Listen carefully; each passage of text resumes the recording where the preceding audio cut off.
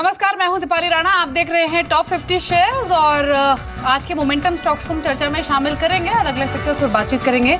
लेकिन सबसे पहले इंडेक्स का हाल देख लेते हैं और इंडेक्स सुबह से एक रेंज में कामकाज कर रहा है। सॉफ्टनेस बनी हुई है। निफ्टी 8300 के स्तर के आसपास ही ट्रेड करते हुए दिख रहा है। आप देखिए, शुरुआत कर लेते हैं जो आज के टॉप परफॉर्मर्स हैं। आप देखिए पहले फार्मा शेयरों को।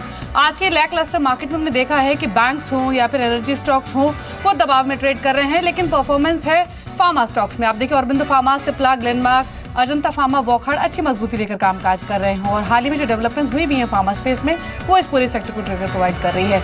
एक और सेक्टर है जो परफॉर्म कर रहा है वो है auto stocks. Tata Motors, hero MotoCorp, Tata Motors DVR, Maruti Suzuki, Bajaj auto अच्छी स्ट्रेंथ इस स्पेस में भी देखी जा रही है। और टाटा मोटर्स हमने देखा भी था कि बीते 3 सत्रों से लगातार टूट भी रहा था, आज वापस एक पुल बैक इस पूरे स्पेस में आता हुआ दिखा है। होटल जीरो का हाल भी आपकी स्क्रीन पर है।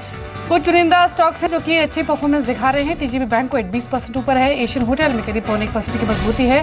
तो चुनिंदा स्टॉक्स हैं होटल स्पेस से जो कि आज परफॉर्मेंस लेकर कामकाज कर रहे हैं। तो छोटी छोटी बहुत सारी ऐसी पॉकेट्स हैं जहां पर एक अच्छा मजबूती देखी जा रही है। पेंट स्टॉक्स का हाल भी आपकी स्क्रीन पर अच्छा उछाल है और इस उछाल के पीछे एक वजह ये भी हो सकती है कि वापस इंटरनेशनल मार्केट में जो क्रूड प्राइसेस हैं वो कमज़ोर हुए हैं। $45-46 के आसपास ब्रेंट क्रूड और IMX क्रूड ट्रेड कर रहा है। लेकिन देखिए आप कुछ सेलेक्टिव बैंक्स, आप देखिए SBI के एसोसिएट बैंक्स अच्छी बढ़त देखी जा रही है। SBM में करीब हम 11% का उछाल देख रहे हैं, यानी जो SBI का एसोसिएट बैंक है वो जोरदार मजबूती देकर ट्रेड कर रहे हैं। State bank of Jaipur, state bank of Mysore 7%, 12%, 13% का उछाल है। कुछ और शेयर्स जो मजबूत है उनमें आप देखिए फार्मा स्टॉक, छोटे फार्मा शेयर वैसे भी आज चल रहे हैं। लिंकन फार्मा 6.5% ऊपर ट्रेड कर रहा है। वॉल्यूम पार्टिसिपेशन स्ट्रांग है। पिडिलाइट यहाँ पर भी जोरदार मूव है और 3% की बढ़त लेकर मजबूती स्टॉक में भी देखी जा रही है। जेएम फाइनेंशियल 6% ऊपर ये शेयर ट्रेड कर रहा है और 56 के स्तर देखे जा रहे हैं। 3.3% की बढ़त देखी जा रही है। लेकिन आज जो सेक्टर सबसे ज्यादा कमजोर है वो है टेलीकॉम स्पेस। आप देखिए टेलीकॉम शेयरों का हाल, सभी कंपनियां के जो शेयर्स हैं वो दबाव एक साफ तौर पर रिफ्लेक्ट हो रहा है। आइडिया सेलुलर 3% नीचे है। भारती एयरटेल 2.5% नीचे ट्रेड कर रहा है। रिलायंस कम्युनिकेशन 2% नीचे है। टाटा कम्युनिकेशन में 1.5% की कमजोरी है। MTNL भी 2.25% नीचे कामकाज कर रहा है। इसके अलावा आप देखिए एनर्जी स्टॉक्स, यहाँ पर भी दबाव है। कोल इंडिया, ONGC, केन इंडिया, IOC, एबन ऑफशोर, दबाव इन स्टॉक्स में देखा जा रहा है और बिकवाल इन स्टॉक्स पर हावी हो रही है। L&T, BHEL, कमिंस, त्रिवेणी टर्बाइन, AA इंजीनियरिंग, ये कुछ कैपिटल गुड्स स्टॉक्स है जो कि दबाव के साथ कामकाज करते हुए नजर आ रहे हैं। तो आज के सेशन में हमने देखा है कि कैपिटल गुड्स हुए, एनर्जी स्टॉक्स हुए, यहाँ पर बिकवाली हावी हुई है। इसके अलावा फार्मा स्टॉक्स, ऑटो स्टॉक्स और कुछ चुनिंदा होटल शेयर्स भी हैं जो कि मजबूती के साथ ट्रेड करते हुए दिखे हैं। लेकिन इसके अलावा IPO मार्केट में काफ़ी एक्शन रहने वाला है और मंडे को दो बड़े इंपॉर्टेंट ट्रिगर हैं। एक तो नतीजे जो कि इंडसइंड बैंक के आने हैं और दूसरा जो अहम ट्रिगर रहेगा मंडे के सेशन में वो रहेगा L&T इन्फोटेक का IPO। इन दोनों ट्रिगर्स पर हम बातचीत करेंगे इस शो में, लेकिन पहले बात कर लेते हैं इंडसइंड बैंक के अर्निंग्स की। इंडसइंड बैंक के नतीजे आने हैं मंडे को, कैसे नंबर्स रह सकते हैं इस पर जानकारी ले लेते हैं अंचल से। बताइए अंचल, क्या उम्मीद है नंबर्स को लेकर? शुक्रिया दीपाली। देखिए अब प्रॉपर्ली नतीजों का आगाज हो जाएगा। इंडसइंड बैंक सबसे पहले नंबर्स पोस्ट कर रहा है। NI की बैंक की अगर देखें नजर डालें तो करीब 35% की बढ़त का अनुमान लगाया जा रहा है। प्राइमरी रीजन जो फी आए है वो भी बढ़ती हुई दिखेगी, साथ ही साथ कंज्यूमर लोन्स में इंप्रूवमेंट हुई है वो बैंक को फायदा देगी और ओवरऑल लोन ग्रोथ अच्छी रही है तो उसका फायदा आएगा। वहीं प्रोविजनिंग की अगर बात करें, देखिए एसेट क्वालिटी और प्रोविजनिंग फ्रंट पे ऐसे चिंता की कोई बात नहीं है। प्रोविजनिंग बढ़ रही है, स्लाइटली बढ़ रही है, करीब 7-7.25% प्रोविजनिंग बढ़ते हुए दिखेगी और 230 करोड़ रहने का अनुमान है। और यही कारण है स्लाइट जो इंक्रीमेंट हुआ है प्रोविजनिंग का वो कहीं ना कहीं थोड़ा सा प्रेशर बॉटम लाइन पर डालता हुआ दिखेगा। इसीलिए जो मुनाफा है बैंक का वो आय के कंपैरिजन में जो ग्रोथ परसेंटेज है वो कम है, करीब 24% मुनाफा बढ़ने का अनुमान है और आंकड़ा 650 करोड़ के आसपास रह सकता है। लेकिन जैसा कि मैं पहले कह रहा था, एसेट क्वालिटी इस बार Q4 में एक टर्न यानी वापस से एक अप ट्रेंड देखने को मिलेगा कंपनी के ग्रॉस NPAs में। उम्मीदें यही हैं कि इस बार जो ग्रॉस NPAs हैं वो स्थिर टू पॉजिटिव साइड पे रहते हुए दिखेंगे। 0.87 के मुकाबले 0.85 बैंक के ग्रॉस NPAs रहते हुए दिख सकते हैं क्वार्टर ऑन क्वार्टर बेसिस पे। तो ओवरऑल एक अच्छे सेट ऑफ नंबर्स की उम्मीद है। डेफिनेटली प्रोविजनिंग का आंकड़ा फाइनली डिसाइड करेगा कि मुनाफे पे कितना प्रेशर आएगा। अगर प्रोविजनिंग कम हो जाती है तो आपको यहाँ से मुनाफा शूट अप करता हुआ दिखेगा, लेकिन एसेट क्वालिटी फ्रंट पे एसेट टेंशंस कम ही हैं।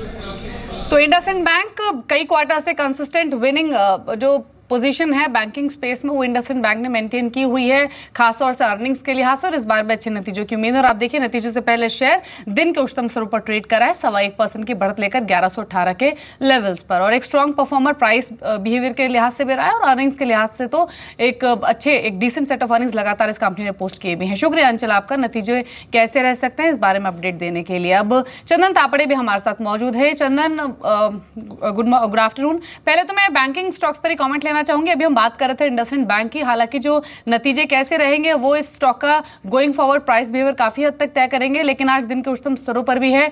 टेक्निकली कैसा लग रहा है, और अगर किसी ने पोजीशन आज रिमेनिंग सेशन के लिए बनाई है या फिर कोई पोजीशन कैरी करना चाहता है नेक्स्ट सेशन के लिए, तो क्या टारगेट्स हो सकते हैं? जी हाँ, नमस्कार। देखिए, इंडसइंड बैंक काफ़ी अच्छा परफॉर्म कर रहा है, और इनफैक्ट प्राइवेट बैंक्स में देखें तो यस बैंक और इंडसइंड बैंक पिछले काफ़ी महीनों से यहाँ पे बाजार में आउट परफॉर्मर रहे हैं। अभी भी स्ट्रेंथ यहाँ पे इंटेक्ट है। आज के ट्रेडिंग सेशन में जहाँ निफ्टी एक तरफ सॉफ्ट हो रहा है, ये स्टॉक अपने आप में बढ़त बना रहा है, और जिस हिसाब से प्राइस पैटर्न बन रहा है, लग रहा है एक बार एक नए हाई यहाँ पे छूने चाहिए। तो इमीडिएट बेसिस पे 1140 1150 तक के टारगेट है ऊपर के लेवल में देखे जा सकते हैं। हालांकि रिजल्ट के चलते काउंटर में थोड़ी सी वॉलेटिलिटी हो सकती है। और देखिए, कॉर्पोरेट जो अर्निंग्स का जब रिजल्ट आता है सबसे पहले इसी काउंटर में मूवमेंट आता है। हालांकि मोस्ट ऑफ द टाइम इसमें पॉजिटिव अर्निंग आती है, बट एक कंसोलिडेशन के बाद में इसमें मूवमेंट स्टार्ट होता है। तो इमीडिएटली मैं ट्रेडिंग पॉइंट ऑफ व्यू से बात करूं तो 1145-50 तक के लेवल ऊपर में देखे जा सकते हैं, और लगभग 1100 या फिर 1095 का यहाँ पे स्टॉप लॉस लगा के भी पोजीशन होल्ड कर सकते हैं। जी, तो इंडसइंड बैंक पर एक टेक्निकल व्यू दिया चंदन ने। हालांकि अभी भी स्टॉक 1.25% की बढ़त लेकर कामकाज कर रहा है। इसके अलावा चंदन, इंडसइंड बैंक एक एक्सेप्शन जरूर हो, लेकिन आज ज्यादातर बैंकिंग स्टॉक्स में हमने कुछ सिलेक्टिव स्टॉक्स है जहां पर एक जोरदार उछाल देखा। अभी आप देखिए एसबीएम और एसबीजे जोरदार मूव लेकर ही दोनों स्टॉक्स ट्रेड कर रहे हैं। इसके अलावा अगर पूरे बैंकिंग सेक्टर को आप देखेंगे तो एक लैक लस्टर मूव, एक वीकनिंग मूव देखा जा रहा है। तो एसबीएम और एसबीजे जो अभी अभी मूव आया है इन स्टॉक्स में 11-12% ऊपर ही दोनों शेयर ट्रेड कर रहे हैं। क्या यहाँ से और अब मूव ले सकते हैं, और क्या रणनीति होनी चाहिए उन ट्रेडर्स की जिन्होंने पोजीशंस बनाई हुई हैं?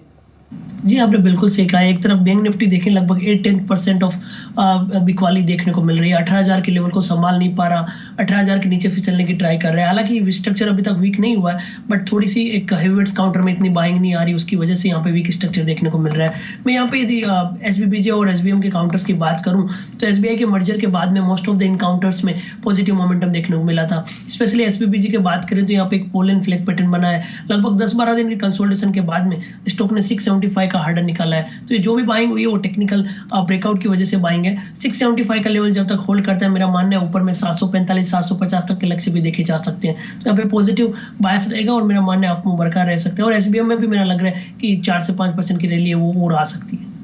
बिल्कुल, तो एसबीआई के एसोसिएट बैंक एक जोरदार तेजी दिखा रहे हैं। एसबीबी जो एसबीएम एसबीटी तीनों स्टॉक्स में एक जोरदार उछाल आज के सेशन में देखा जा रहा है। एक और पॉकेट है चंदन जो परफॉर्म करी है, वो है पेंट स्टॉक्स। आप देखिए एशियन पेंट्स हो, बर्जर पेंट्स हो या फिर कंसाई नेरोलैक हो, तीनों ही शेयरों में एक जोरदार मूव आज के सेशन में देखा जा रहा है। डे हाई के आसपास ये स्टॉक्स ट्रेड कर रहे हैं। यहाँ पर आपकी रणनीति क्या है, और टेक्निकली देखें तो क्योंकि एशियन पेंट ने वापस आज 1000 के लेवल को रीगेन किया है, उसके ऊपर अभी सस्टेन कर भी रहा है, यहाँ से और तेजी गेन कर सकता है ये शेयर? जी हाँ, देखिए एशियन पेंट में हम काफ़ी पॉजिटिव है। हालांकि जरूर स्टॉक बीच में एक कंसोलिडेशन फेज में चला गया था, बट जिस हिसाब से वापस अब 1000 के ऊपर होल्ड कर रहा है, यहाँ पे लग रहा है कि नए हाई छूने को स्टॉक तैयार हो रहा है। 50 डे मूविंग एवरेज के ऊपर निकाला है। एफएनओ में देखें लगभग 6 से 7% के ओपन इंटरेस्ट एडिशन हुए थे, तो उस तथ्य को ध्यान में रखते हुए एक पॉजिटिव सेंस यहाँ पे बना हुआ है।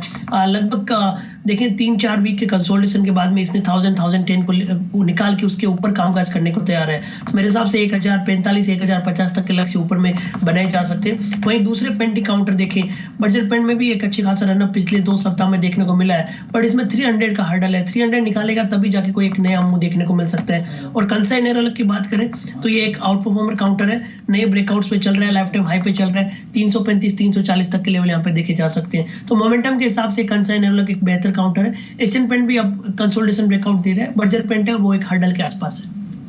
जी, तो बर्जर पेंट्स अभी भी 1.5% के उछाल लेकर कामकाज कर रहा है।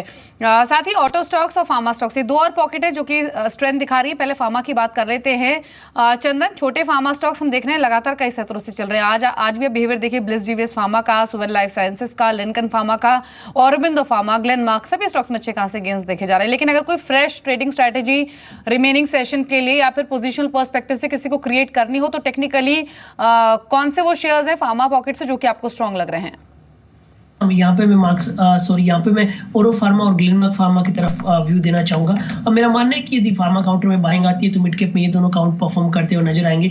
ओरो फार्मा देखिए एक आउट परफॉर्मर काउंटर हुआ था, लगभग पिछले 2-3 साल में अच्छा खासा रनअप दिया था, बट पिछले 7-8 महीने में एक रेंज में अटक रहा है। मेरा मानना है कि वापस वो मोमेंटम है वो देखा जा सकता है। रिसेंटली 8-10 दिन पहले लगभग स्टॉक ने 677 का लो बनाया था और वहां से लगभग 100 पॉइंट्स की रिकवरी देखने को मिल रही है और मेरा मानना है कि ये रिकवरी रिमार्केबल है क्योंकि इस रिकवरी में ओपन इंटरेस्ट और डिलीवरी वॉल्यूम भी ऐड हुआ है। तो ओरो फार्मा में लगभग 810 तक के लक्ष्य ऊपर की तरफ हासिल हो सकते हैं और ग्लेनमार्क काफी दिनों के बाद में मूवमेंट आया है। ग्लेनमार्क देखिए प्रीवियसली जो हर्डल था वो लगभग 810 के आसपास था और अभी 3-4 दिनों से उस लेवल के ऊपर कामकाज कर रहा है। तो मेरे हिसाब से अब प्रीवियस हर्डल 810 वो सपोर्ट का काम करेगा और ऊपर में 860 तक का मूवमेंट ये स्टॉक दिखा सकता है। जी, तो ग्लेनमार्क अच्छा लग रहा है चंदन को। अभी भी 1.25% की बढ़त लेकर ये शेयर कामकाज कर रहा है डे हाई पर, लेकिन यहाँ से और स्ट्रेंथ गेन कर सकते हैं। एक औरोबिंदो फार्मा, सुबह खबर भी आई थी औरोबिंदो फार्मा पर कि एक नई दवा को यूएस एफडीए से अप्रूवल मिला है जिसका इस्तेमाल यूरिनरी ट्रैक्ट के इन्फेक्शन के लिए किया जा सकता है। स्टॉक अभी 14 रुपये ऊपर ट्रेड कर रहा है। ऑटो में टाटा मोटर्स और टाटा मोटर्स डीवीआर बीते 3 सत्रों की जो मुनाफा वसूली थी उसके उलट आज वापस रिकवरी दिखा रहे हैं दोनों ही शेयर निचले स्तरों से। ये रिकवरी यहां से और एक्सटेंड होने की प्रोबेबिलिटी लग रही है चंदन, या फिर इस उछाल को यूज करना चाहेंगे किसी नए शॉर्टिंग के लिए? जी देखिए टाटा मोटर्स और टाटा मोटर डीवीआर एक रेंज बाउंड ट्रेड में फंसते हुए नजर आ रहे हैं। देखिए ब्रिटेन के जो कंसर्न थे, ब्रेक्जिट हुआ था, उसकी वजह से इन काउंटर्स में प्रेशर हुआ था, बट वापस एक रिकवरी हुई और अभी वापस जहाँ पे इनकी सेल्स उन क्षेत्रों में बढ़ के आ रही है तो वापस एक सेंटीमेंट पॉजिटिव हो रहा है। बाजार के प्रेशर के बावजूद भी ये काउंटर होल्ड कर रहे हैं जो साफ संकेत दे रहा है कि एक डिक्लाइन में बाइंग जरूर बनी हुई है। तो मेरा सलाह ये रहेगा कि थोड़ा सा कंसोलिडेट होने दे, उसके बाद में एक्यूमुलेट करें। इंट्राडे या 2-4 दिन के लिए कहना मुश्किल रहेगा, बट यदि कोई पोजिशनल ट्रेड करता है तो मेरे हिसाब से 500-520 तक लेवल टाटा मोटर्स में देखने को मिल सकते हैं। इमीडिएट ट्रेडिंग की बात करें, जब तक काउंटर 442 के ऊपर है तब तक स्ट्रेंथ बनाया रहेगा और 490 के ऊपर निकलते एक नई तेजी स्टार्ट हो जाएगी। और पोजिशनल कोई देखता है तो 520 तक का लक्ष्य हम बनाए रखे हैं। टाटा मोटर डीवीआर है वो देखिए 2-3 दिन के वीकनेस के बाद एक रेंज बाउंड मूव जरूर कर रहा है। हालांकि स्टॉक आज पॉजिटिव है बट प्रीवियस डे के ट्रेडिंग रेंज में ट्रेड कर रहा है, तो जो इंडिकेट कर रहा है कि अभी बुल्स और बायर्स दोनों फाइट कर रहे हैं और अभी इसका डिसाइसिव मूव है वो कहना मुश्किल है। तो जिनके पास पोजिशन है या जो पोजिशन लेना चाहते हैं 282-283 का लेवल ध्यान रखें। मेरे हिसाब से ये दोनों पोजिशनल हिसाब से यदि दें तो 5 से 7% का मुनाफा मिल सकता है। जी चलिए राय हुई, लेकिन इसके अलावा एक स्टॉक आप देखिए वो है प्रिकॉल का, जो कि सुबह से स्ट्रांग है। ऑटो एंसिलरी स्पेस में हमने देखा भी, ये तो ऑटो स्टॉक्स की बात हुई, लेकिन ऑटो एंसिलरी स्पेस में ग्राशी मोटर्स हुआ, प्रिकॉल हुआ, सुब्रोज हुआ, ये कुछ वो सिलेक्टिव शेयर है जो कि कंसिस्टेंट मूवर रहे हैं और प्रिकॉल अभी भी 4.5% ऊपर ट्रेड करा है। चंदन, प्रिकॉल, सुब्रोज, ग्राशी मोटर्स, ये चुनिंदा स्टॉक्स है एक्साइड जिन्होंने कंसिस्टेंट मूव दिखाया है। आपकी पसंद कौन सी है इस पूरे ही पॉकेट में से? जी हाँ, इगारसी हमारा फेवरेट काउंटर रहा है और हमारी रिसर्च टीम जब से रिकमेंड हुआ उसके बाद में 2 से 3 गुना रिटर्न दे चुका है। अभी भी ये मोमेंटम है और जिस हिसाब से स्ट्रेंथ बनाई हुई है लग रहा है कि 750-780 तक के लेवल ऊपर में पोजिशनल बेसिस पे दिखा सकता है। यदि मैं टेक्निकल यदि इसकी स्टडी करूं तो ये अपने एक मल्टीपल ब्रेकआउट के आसपास है, यानी कि 700-705 का लेवल इसको बार बार एक हार्डल का जोन काम कर रहा था। इनफैक्ट यदि आप जनवरी स्टार्ट में देखें तो 700 का हाई बना के स्टॉक लगभग 400 रुपए तक फिसला था और वापस उन्हीं लेवल के आसपास आ रहा है। तो अब 700 के ऊपर इसको होल्ड करना जरूरी है और वो होल्ड करते हैं तो यहाँ से 10-12% का मूवमेंट आ सकता है। वहीं प्रिकॉल की बात करें, इसमें काफी बेहतरीन काउंटर मूवमेंट दिखा रहा है, एक पॉजिटिव प्राइस पैटर्न बन रहा है। लगभग 8-10 दिनों के कंसोलिडेशन के बाद में 86-87 के ऊपर निकलता है तो 92 तक के लेवल दिखाए जा सकते हैं। तो प्रिकॉल यहाँ पे ट्रेडिंग के लिए चुने, जबकि गार्सी मोटर यहाँ पे पोजिशनल ट्रेड के लिए चुने। जी चलिए अब सुमित के पास चलते हैं और मंडे का दिन काफी अहम होगा जहां पर प्राइमरी और सेकेंडरी दोनों ही मार्केट में काफी एक्शन रहने वाला है। अर्निंग सीजन की शुरुआत होगी और साथ ही एक नया आईपीओ मार्केट को हिट भी करेगा जो है एल&टी इन्फोटेक का। हालांकि इस आईपीओ के आने से ठीक पहले जो ब्रोकरेज हाउसेस हैं या फिर जो एक्सपर्ट्स हैं वो काफ़ी मिक्स्ड हैं कि सब्सक्राइब करना चाहिए या फिर नहीं, लेकिन कंपनी का कामकाज कैसा है, प्राइसिंग कैसी है, ब्रोकरेज हाउसेस की रिपोर्ट्स क्या कह रही हैं, ये जान लेते हैं और सीधे चलते हैं सुमित के पास। सुमित, हालांकि काफ़ी मिक्स्ड व्यूज़ आया है दोनों इस आईपीओ को लेकर। कुछ एक्सपर्ट्स ऐसे भी हैं जो मानते हैं कि अगर प्राइसिंग लो है इस आईपीओ की तो जो ग्रोथ प्रोस्पेक्ट्स है वो भी काफ़ी लो नजर आ रहे हैं, क्योंकि कंपनी बीएफएसआई सेगमेंट में ज़्यादा डील करती है जहाँ पर already client issue pricing pressure साफ तौर पर देखा जा रहा है। लेकिन फिर भी ओवरऑल कंसेंसस क्या है इस आईपीओ को लेकर, प्राइसिंग क्या है और क्या सलाह दे रहे हैं ब्रोकरेज हाउसेस? शुक्रिया दीपाली। मच अवेटेड आईपीओ कह सकते हैं इसे एल&टी इन्फोटेक का 11 से लेकर 13 जुलाई तक ये आईपीओ खुला रहेगा। 705 से 710 रुपये प्राइस बैंड तय किया गया है। कोई नया शेयर नहीं जारी होगा। ओएफएस के जरिए प्रमोटर्स जो हैं कुछ स्टेक बेच सकते हैं, वरना 1.75 करोड़ शेयर जो हैं वो बेचने की योजना बना रहे हैं। होल्डिंग के बाद L&T की जो हिस्सेदारी है वो करीब 84% के आसपास आ जाएगी, यानी IPO के बाद 84% के आसपास हिस्सेदारी हो जाएगी, यानी रफली 12% के आसपास हिस्सेदारी जो है वो प्रमोटर बेचते हुए दिखाई पड़ेंगे।